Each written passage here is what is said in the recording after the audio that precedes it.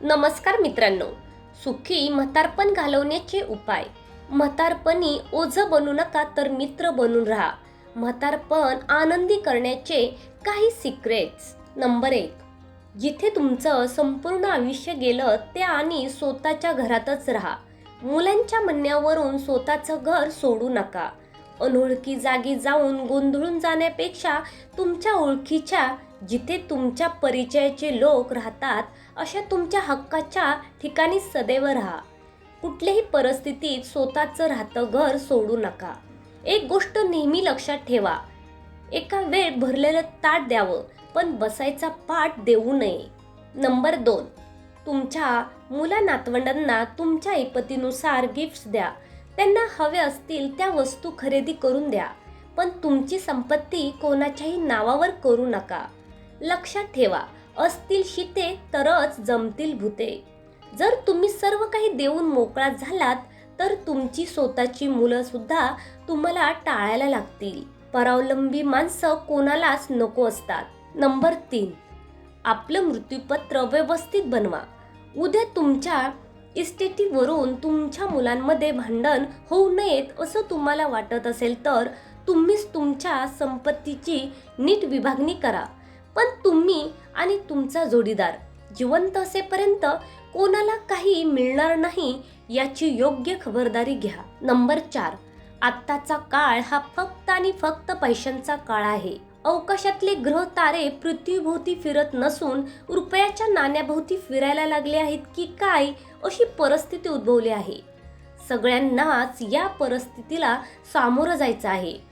तुमचा संसार नीट झाला असेल पण तुमच्या मुलांना त्यांचा संसार खूप खस्ता खाऊन करावा लागतो आहे. त्यांना देखील त्यांच्या मुलांच्या शिक्षणाचा आणि इतर खर्च आहे, त्यामुळे ते तुम्हाला सांभाळतील अशी अपेक्षा ठेवू नका. बरेचदा त्यांची इच्छा असते पण परिस्थितीसमोर त्यांचा उपाय चालत नाही. त्यांच्यासमोर ओझं बनून राहू नका. ही गोष्ट नेहमी लक्षात ठेवा. अपेक्षा हेच दुःखाचं मूळ कारण आहे. नंबर 5. तुमच्या मित्रांना भेटा. सामाजिक सांस्कृतिक कार्यक्रमामध्ये मन रमवा.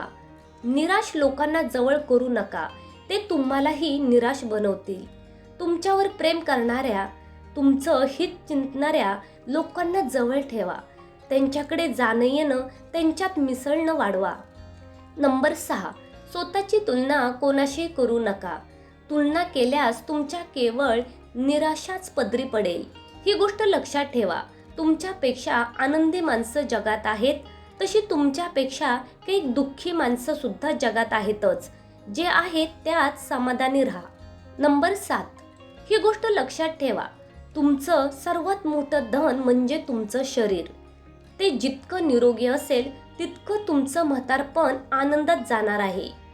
तुमच्या भोवतीच्या लोकांचं जीवन सुद्धा तुमच्या निरोगी असण्याने आनंदी होणार आहे. तुमच्या बँकेत जरा लाखो रुपये पडून असतील आणि तुम्ही इस्पितळात पडून असाल तर तुम्ही सर्वांनाच नकोसे व्हाल. नंबर 8. तुमच्या मुलांच्या आयुष्यात, त्यांच्या संसारात कुठल्याच प्रकारची ढवळाढवळ करू नका. त्यांना द्यायचं असेल तर फक्त आणि फक्त प्रेम द्या. गरजेच्या वेळी त्यांच्या पाठीशी उभे राहा. त्यांना त्यांचं आयुष्य त्यांच्या पद्धतीने जगू द्या. तुम्ही तुमचं आयुष्य तुमच्या पद्धतीने जगा. नंबर 9. जर तुम्हाला शक्य असेल, परवडत असेल तर घरात कामाला माणसं ठेवा, पण तुम्ही तुमचे स्वतंत्र राहा. मुलांना त्यांचं आयुष्य स्वतंत्रपणे जगू द्या. अशाने मुलांचा तुमच्या प्रती असलेला आदर कायम राहील. ही गोष्ट नेहमी लक्षात ठेवा. दुरूनच डोंगर साजरे दिसतात. नंबर 10. कधीही तुमच्या मुलांकडून पैसे मागू नका अथवा पैशांची अपेक्षा करू नका. पैसा नेहमीच नात्यात विष कालवायचं काम करतो. आपल्या म्हातारपणाची सोय तुमची तुम्हालाच करायची आहे. म्हातारपणी मदत मागणारा हात न बनता मदत करणारा हात बनून राहा. नंबर 11. तुम्हाला नको ते सल्ले देणारे आणि तुमचे कान भरणारे माणसं तुमच्या जवळ असतीलच. लोकांचे ऐका, पण कुठल्या गोष्टीला किती महत्त्व द्यायचं हे तुम्ही तुमचं ठरवा. शहाण्या लोकांनी सांगून ठेवलं आहे, ऐकावे जनाचे पण करावे मात्र मनाचे. नंबर 12. जर तुमची नातवंड तुमच्या जवळ किंवा तुमच्या गावाशहरात राहत असतील तर त्यांच्यासोबत जास्तीत जास्त वेळ घालवा.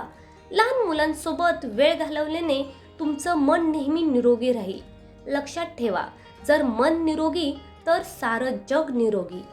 नंबर 13, वाढत्या वयासोबत काही व्याधी डोकं वरती काढणारच आहेत. कुठलंही दुखणं अंगावर काढू नका, अशाने ते जास्त वाढेल आणि तुम्ही सर्वांचं जगणं त्रासदायक करून ठेवाल. दुखण्यावर योग्य वेळी योग्य उपचार घ्या. काही व्याधींसोबत जगायला शिका, काहींकडे दुर्लक्ष करा. नंबर 14, तुमचे आवडते याआधी करायचे राहून गेलेले छंद जोपासा. तुमचे छंद तुमच्या आयुष्यात उत्साह तर आणतीलच, शिवाय तुमचा एकटेपणा घालवून जगण्याची नवीन उमेद सुद्धा देतील. नंबर 15, लहान सहान गोष्टींविषयी तक्रारी करणं बंद करा. स्वभावात जर कंजूसपणा असेल तर तो आता घालवा. किरकिर करत जगणं थांबवा आणि हसत हसत जगायला सामोरं जा. नंबर 16, जसं तुमचं वय वाढणार आहे तसं तुमच्या अवतीभोवती असणाऱ्या माणसांचं देखील वय वाढणार आहे. तुमच्या परिचयातील काही माणसं हे जग सोडून जाणार आहेत. तुमचा जोडीदार सुद्धा एक दिवस तुम्हाला सोडून जाईल. इथे जन्माला आलेला प्रत्येकच माणूस एक दिवस जाणार आहे. त्यामुळे या गोष्टीची आधीपासून मानसिक तयारी करून ठेवा. कोणाच्याही जाण्याच्या दुःखातून लवकर बाहेर पडा. नंबर 17, शरीराला झेपतील असे आणि तुम्हाला आवडतील असे प्रवास करा. सहलीला जा.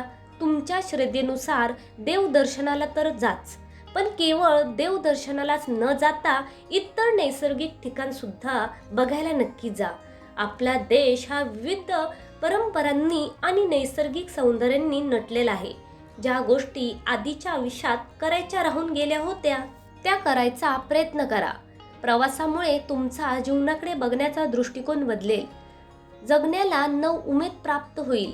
तुमच्या आनंदी राहण्याचा तुमच्या जीवनमानावर सुद्धा नक्कीच प्रभाव पडेल. नंबर 18, लक्षात ठेवा, इतर सगळे क्षणभराचे सोबते असतात. शेवटी तुमचं जीवन तुम्हालाच जगायचं आहे. जीवन आणि मृत्यूच्या मध्ये प्रवास करणारी तुमची नाव तुम्हालाच पेल तीरावर घेऊन जायचे आहे. मधल्या प्रवासात काही वादळ येतील, संघर्ष येतील, कधी कधी उलटून जाते की काय असे देखील वाटायला लागेल.